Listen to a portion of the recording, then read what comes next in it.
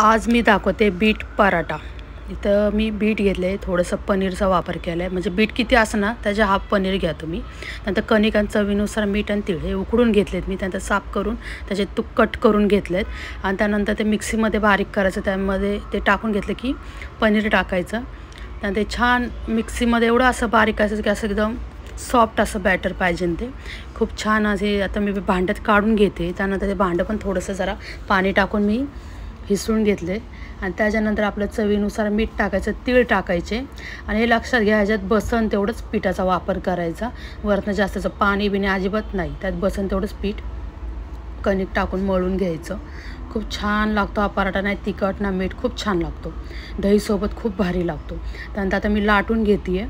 त्यानंतर आपला लाटून पण झाला आहे, कारण आता मस्त तो शेकून घ्यायचा भाजून वगैरे मस्त।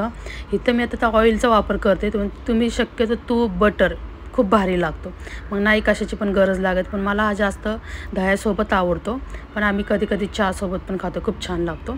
नक्की या पद्धतीने करून बघा, खूप छान होतो आणि लहान मुलांच्या डब्यात पण देऊ शकता तुम्ही।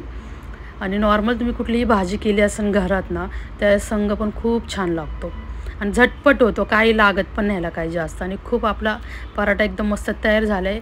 आता ह्याला बहुतेक पिंक पराठाच देते मी। खूप छान, खूप चवीला खूप भारी, नक्की करून बघा। आणि आवडलं तर लाईक, शेअर, कमेंट आणि फॉलो करायला पण विसरू नका। खूप छान होतं चवीला।